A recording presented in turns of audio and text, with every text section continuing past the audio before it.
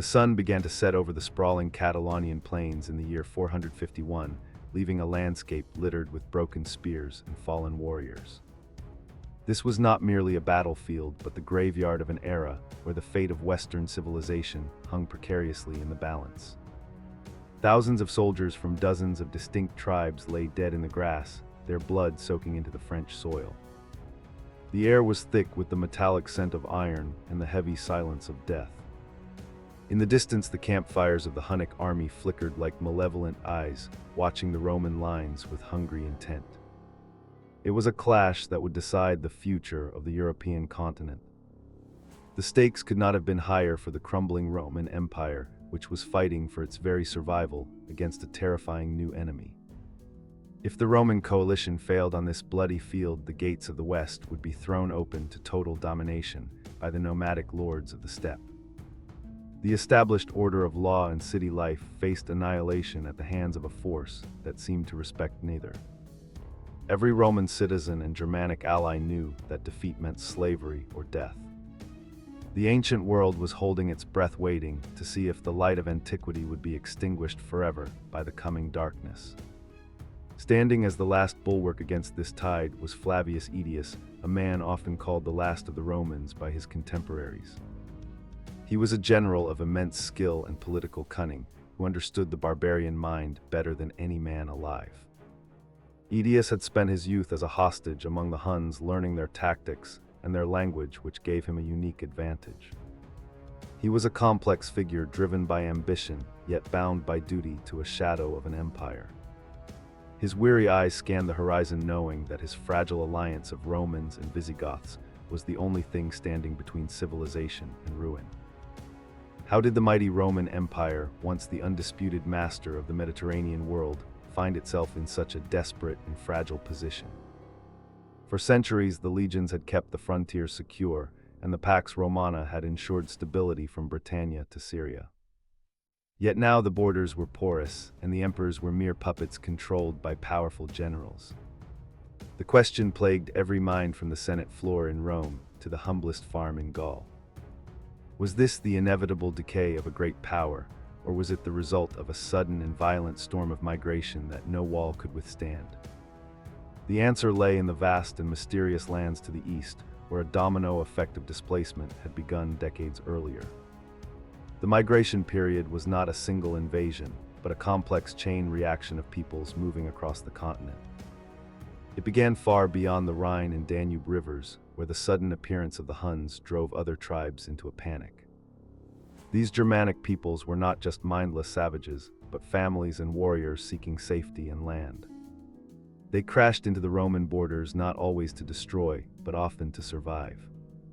The empire was simply unable to absorb such a massive influx of humanity all at once. The Huns were the catalyst for this great upheaval of people who seemed to appear from nowhere on their swift horses. They struck terror into the hearts of the Goths living north of the Danube, forcing them to petition Rome for sanctuary. The Roman authorities, overwhelmed and corrupt, mistreated these refugees, sparking a rebellion that would have catastrophic consequences. The Huns remained a looming threat in the background, pushing more tribes westward with every passing year. Their proficiency with the composite bow and their lightning-fast cavalry tactics made them a nightmare for the heavy infantry of the Germanic tribes and the Roman legions alike. Fleeing from the Hunnic advance, the Visigoths, led by Fritigern, crossed the Danube River in the year 376. They had hoped for peaceful integration into the empire, but found only exploitation and hunger at the hands of Roman officials. Desperation turned to rage, and the refugees transformed into a conquering army right inside the imperial borders. This was the beginning of the end for the Roman frontier system. The Visigoths ravaged the Balkans, proving that the empire could no longer dictate terms to the so-called barbarians. The internal rot of the Roman administration had turned a potential asset into a deadly enemy. The crisis reached a boiling point at the Battle of Adrianople in 378, a disaster that shook the Roman world to its core. Emperor Valens, eager for glory, marched to meet the Gothic insurgents without waiting for reinforcements from the west. The result was a massacre of historic proportions, where 2/3 of the Eastern Roman field army were slaughtered. Valens himself perished in the chaos, his body never found among the heaps of dead. This defeat shattered the myth of Roman invincibility and forced the empire to negotiate with the tribes as equals rather than subjects, allowing them to settle within the borders. While the East struggled to contain the Goths, the West faced a catastrophe of its own on the last day of the year 406.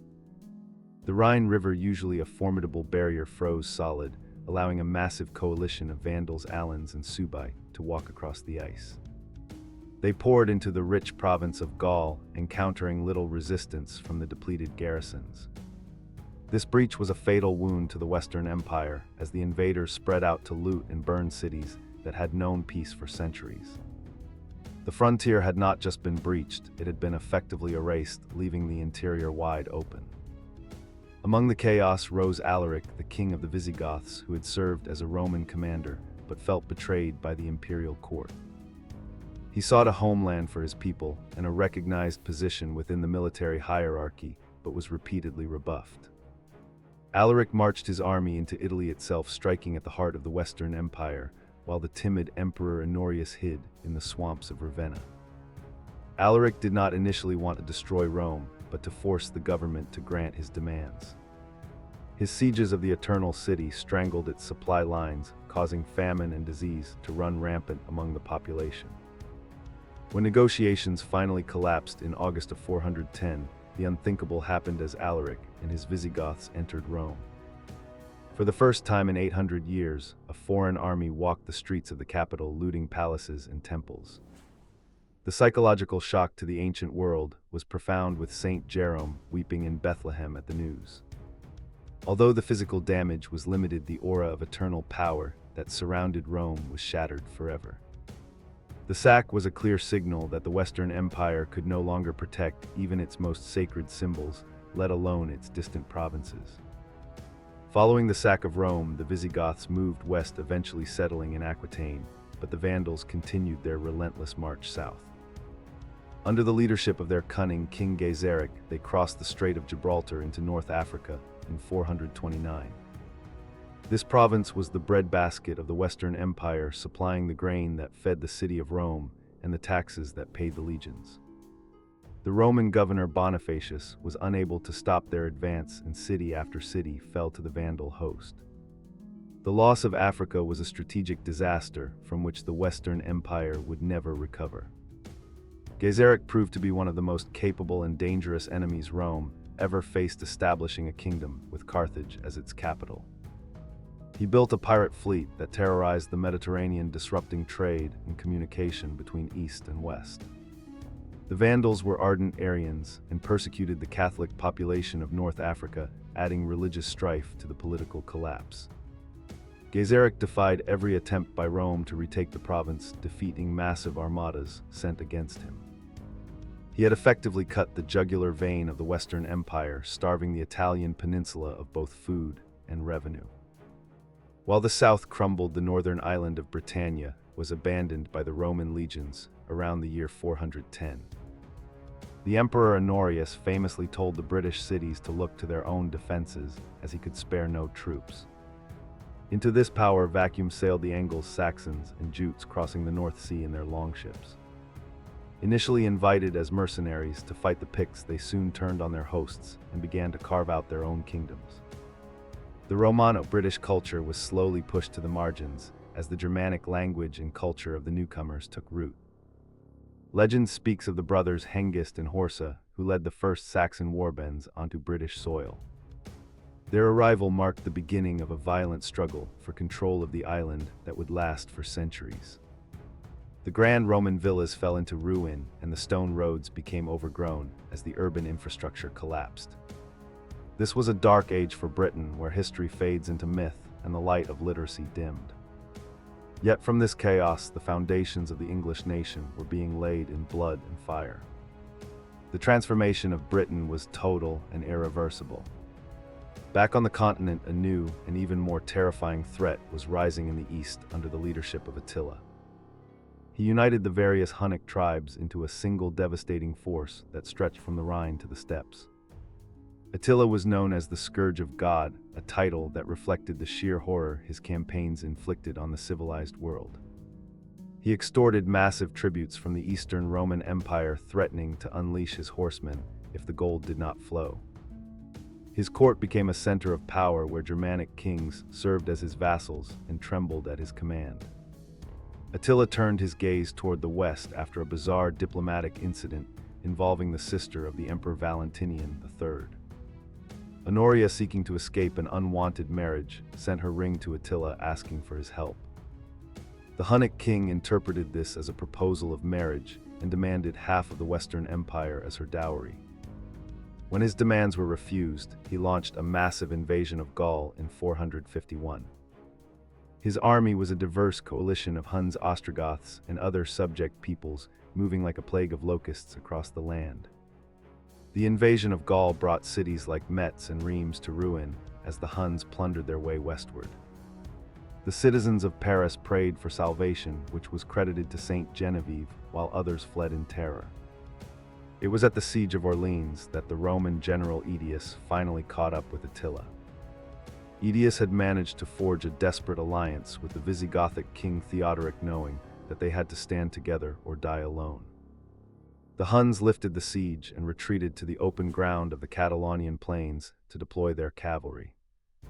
The ensuing battle was one of the bloodiest and most significant clashes in human history, involving tens of thousands of warriors. The Visigothic king Theodoric was killed in the fighting, trampled by his own cavalry in the confusion. Yet his son Thorismund took command and led a furious charge that broke the Hunnic lines. Attila was forced to retreat to his wagon fort, preparing to burn himself alive rather than be captured. Aetius, however, allowed the Huns to escape, fearing that a total Visigothic victory would be just as dangerous to Rome as a Hunnic one. Attila survived to fight another day, and the following year he turned his wrath upon the indefensible peninsula of Italy. He sacked the city of Aquileia so thoroughly that it was wiped from the map, driving refugees into the coastal lagoons. These refugees would eventually found the city of Venice, building their homes on wooden piles to escape the barbarian fury. The road to Rome lay open, and the imperial court was paralyzed with fear. There was no army left to stop the Huns, and Aetius could not raise another coalition in time. At the banks of the Mincio River, Attila was met not by a general, but by Pope Leo I. History does not record the exact words spoken between the pontiff and the warlord, but the result was miraculous. Attila agreed to turn back and spare Rome, withdrawing his army to the Danube. Some say he was superstitious, fearing he would die like Alaric after sacking the holy city, while others point to famine and plague in his camp. Whatever the reason, Rome was saved for the moment by the courage of a priest rather than the sword of a soldier. The relief was short-lived, for Attila died suddenly in 453 on his wedding night, suffering a severe nosebleed. His empire, built entirely on his personal charisma and military terror, collapsed almost immediately. His sons fought over the inheritance, and the subject tribes rose up in rebellion at the Battle of Netto. The Hunnic threat evaporated as quickly as it had appeared, leaving a power vacuum in Central Europe. The Germanic tribes were now free from Hunnic domination, but they were also free to carve up what remained of the Roman West. With the external threat of the Huns gone, the internal decay of the Western Empire accelerated rapidly. Aetius, the man who had saved the empire, was murdered by the jealous Emperor Valentinian, who was in turn assassinated shortly after. The Vandals returned to sack Rome in 455, this time with a systematic thoroughness that stripped the city bare. They even stripped the gold roof tiles from the Temple of Jupiter, leaving the city a hollow shell. The emperors who followed were mere shadows, ruling over a realm that had shrunk to Italy and parts of Gaul. Real power now lay in the hands of barbarian generals like Ricimer, who made and unmade emperors at their whim. Ricimer was of Suebi and Visigothic descent and ruled Italy in all but name for nearly 2 decades. He saw the imperial title as a convenient fiction to maintain legitimacy while he controlled the army. The Roman Senate still met and the people still attended the games, but the state was a corpse. The pretense of Roman rule was becoming increasingly difficult to maintain as the treasury emptied and the borders contracted further. One final attempt to restore the glory of Rome was made by the Emperor Majorian a soldier of the old school. He campaigned vigorously in Gaul and Spain, defeating the Visigoths and preparing a fleet to retake Africa from the Vandals. Majorian was a man of energy and vision who tried to reform the corrupt administration and rebuild the army. However, his fleet was betrayed and burned in the harbor by traitors in league with Gaiseric. Upon his return to Italy, he was arrested and executed by Reshaped, ending the last real hope for the West. By the year 476, the Western Empire was a fiction that no one believed in anymore. The teenage Emperor Romulus Augustulus sat on the throne in Ravenna, a puppet with no power. The Germanic mercenaries in the Roman army led by Odoacer demanded land in Italy for their service. When their demands were refused, Odoacer led a revolt that deposed the young emperor. In a moment of supreme irony, the last emperor of the West bore the names of the city's founder and its first emperor. Odoacer did not bother to appoint a new puppet emperor, deciding that the charade had gone on long enough. He sent the imperial regalia to Constantinople, telling the Eastern Emperor Zeno that the West no longer needed a separate ruler. Odoacer declared himself king of Italy, ruling with the support of his soldiers and the acquiescence of the Senate. The fall of the Western Roman Empire was not a loud bang, but a quiet administrative change. The sun had set on the Roman West, but life for the average peasant went on much as before. The Eastern Emperor Zeno, however, was not content to leave Italy in the hands of a usurper like Odoacer. He turned to Theodoric, the king of the Ostrogoths, who had been threatening the borders of the East. Zeno commissioned Theodoric to go to Italy and depose Odoacer, solving two problems with one stroke. Theodoric led his entire people, comprising the army and their families, on a treacherous march into Italy. The migration period had now reached the heart of the ancient empire, replacing one Germanic king with another. Theodoric was a man of immense capability who had been educated in Constantinople as a hostage. He defeated Odoacer in a series of battles and besieged him in the impregnable city of Ravenna. After a long stalemate, the two kings agreed to share power and held a banquet to celebrate the peace. During the feast, Theodoric drew his sword and killed Odoacer with his own hand, seizing sole control of Italy. This brutal act established the Ostrogothic kingdom, which would bring a final Indian summer of prosperity to the peninsula. Under Theodoric the Great, Italy experienced a period of recovery and relative peace that it had not known for decades. He maintained the Roman administration and law for the Latin population, while his Goths provided the military protection. He repaired the aqueducts, rebuilt the cities, and patronized philosophers like Boethius. Theodoric envisioned a society where Goth and Roman could live side by side in harmony, each with their own function. For a brief time, it seemed that the chaos of the migration era had been resolved into a stable new order. To the north, in the province of Gaul, another powerful kingdom was rising under the Merovingian dynasty. Clovis, the king of the Franks, was a ruthless and ambitious leader who united the Frankish tribes. Unlike most other Germanic kings who were Arian Christians, Clovis chose to convert to Catholicism. This decision was politically brilliant, gaining him the support of the powerful Gallo-Roman bishops and the population. His baptism marked the beginning of a special relationship between the French monarchy and the church that would define European history. Clovis expanded his kingdom through war, defeating the last Roman governor Syagrius, and then turning on his Germanic neighbors. At the Battle of Vuil in 507, he crushed the Visigoths, forcing them to retreat into Spain. The Frankish kingdom became the dominant power in Western Europe, the precursor to modern France. Clovis established Paris as his capital and codified the Salic law, which blended Germanic custom with Roman legal concepts. The map of Europe was being redrawn with blood and ink. The Visigoths, pushed out of Gaul, established a durable kingdom in the Iberian Peninsula, with Toledo as their capital. They struggled to unify the peninsula, facing resistance from the Suebi in the northwest and the Basques in the mountains. Like the Ostrogoths, they initially kept themselves separate from the Roman population through laws against intermarriage. However, over time, the barriers broke down and the Visigoths converted to Catholicism. Their kingdom would preserve much of the classical heritage until the Islamic conquest centuries later. In the mid-6th century, the Eastern Roman Emperor Justinian launched a massive effort to reconquer the lost western provinces. His general Belisarius destroyed the Vandal kingdom in Africa and then invaded Italy to oust the Ostrogoths. The Gothic War dragged on for 20 years, devastating the Italian peninsula far more than the initial invasions had. Rome changed hands multiple times, leaving the city depopulated and in ruins.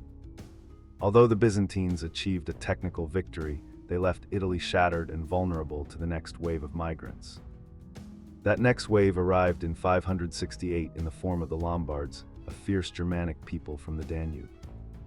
Led by their king Alban, they crossed the Alps and poured into the Po Valley, encountering little resistance from the exhausted Byzantine garrisons. The Lombards established a kingdom in northern Italy, giving the region its modern name of Lombardy. They were less Romanized than the Goths, and their rule marked a sharper break with the ancient past. Italy was now permanently divided between the Lombard kingdom and Byzantine enclaves. The arrival of the Lombards marked the effective end of the migration period in the West. The great movement of peoples that had begun with the Huns had finally run its course. The political landscape of Europe had been completely transformed from a unified empire to a patchwork of Germanic kingdoms. The old Roman aristocracy had either perished or merged with the new warrior elite. The cities had shrunk and the economy had become more rural and localized. The classical world was fading into memory. Yet amidst the ruins of the empire, a new civilization was slowly beginning to take shape. The fusion of Roman law, Christian religion, and Germanic military culture created the foundations of the Middle Ages. The Latin language evolved into the Romance languages of French, Italian, and Spanish. The Church preserved the light of learning in its monasteries, acting as a bridge between the ancient and medieval worlds. The chaos of the invasions had destroyed much, but it had also cleared the ground for new growth. The migration period wars were a time of immense suffering and destruction, but they were also a crucible of creation. The barbarian invasions did not just destroy the Roman Empire, they reshaped the very identity of the continent. From the ashes of the legions rose the knights of the feudal era. From the collapse of the imperial bureaucracy emerged the nations of modern Europe. The whisper of time tells us that every end is also a beginning, and the fall of Rome was the painful birth of the Europe we know today.